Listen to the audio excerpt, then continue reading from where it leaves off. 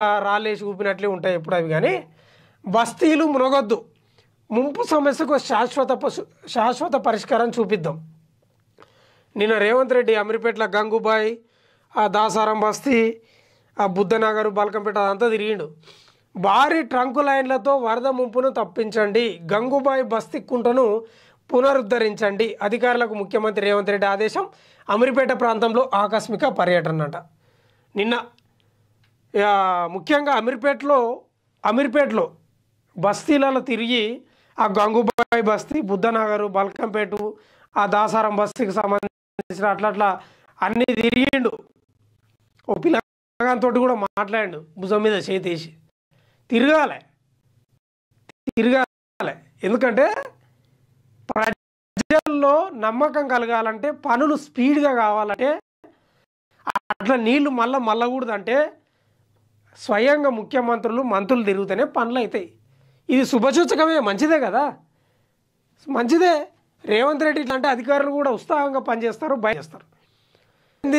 ఏం చెప్పిండంటే బస్తీ కుంటనంట పునరంట. ఆ కుంట ఏడుందో తెలియదు. ఇప్పుడు చెట్లు మొలవడం, వాడు కబ్జా చేయడా, వీడి కబ్జా చేసా, గంగుబాయ్ బస్తీ మొత్తం ఈడికి వస్తున్నాయట నీళ్ళు. ఇంకా ఉండాలన్నా సావాలన్నా నాకు అర్థం కాదు. నిన్న హైదరాబాద్ నగరంలోని వరద ముంపు ప్రాంతాల్లో ముఖ్యమంత్రి రేవంత్ రెడ్డి ఆదివారం ఆకస్మికంగా పర్యటించారు. భారీ ట్రంకు లైన్లు నిర్మించి అమీర్పేట వరద ముంపు సమస్యను పరిష్కరించాలని అధికార యంత్రాంగాన్ని ఆయన ఆదేశించారు. భూగర్భ వరద లైన్ల సామర్థ్యాన్ని పెంచాలని, మురుగునీటి పైపు లైన్ల వ్యవస్థను పునరుద్ధరించి బస్తీల సమస్యకు శాశ్వత పరిష్కారం చూపాలన్నారు. వెంటనే ప్రణాళిక రూపొందించి పనులు ప్రారంభించాలని స్పష్టం చేశారు. అప్పుడే చెప్పిండు ఇక జూబ్లీహిల్స్, కృష్ణనగర్, యూసుఫ్గూడ, మదననగర్ నుంచి వచ్చే వరద, ఈ వరదనే చూడు మొత్తం. ఏది జూబ్లీహిల్స్, కృష్ణనగర్, యూసుఫ్గూడ, మదననగర్ నుంచి వచ్చే వరదనే ఆ అమీర్పేట మొత్తం అన్నీ వచ్చి ఆగుతుంది. మెట్రో స్టేషన్ కింద గంగుబాయ్ బస్తీ అదంతా. ఇగో ఈ 4 ప్రాంతాల నుంచి రోడ్లను మైత్రివనం, కూడలిని బస్తీలను ముంచెత్తకుండా నీరంతా భూగర్భ మార్గంలో వెళ్లేలా చర్యలు తీసుకోవాలని సీఎం సూచించారు. వరద నీటికి తగ్గట్టుగా నాలాలు లేక దశాబ్దాలుగా వేధిస్తున్న సమస్య పరిష్కారానికి వెంటనే అవసరమైన చర్యలు ప్రారంభించాలని జిహెచ్ఎంసీ ఇంజనీర్లను ఆదేశించారు. ఇది ఈ జూబ్లీహిల్స్, మదననగరు ఇదంతా ఈ నుంచి అడ్డగోలుగా వరద వచ్చి అమీర్పేటలో పడుతుంది. భూగర్భ జలాల నుంచి ఆ భూగర్భ పైప్ లైన్లు ఉంటాయి కదా, దానిల నుంచి అవి నిండి పొంగి పొలుతున్నాయి. గట్లా ఉంటుంది. అందుకే రేవంత్ రెడ్డి ఆదేశించిండు.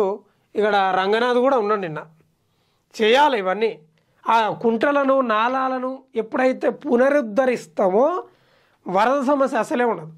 ఎస్, నాలాలు వెడల్పు ఉండాలి, దానిలో చెత్త ఉండొద్దు, చెత్త ఉండకూడదు. నాలాల చెత్త ఉంటే పోదు.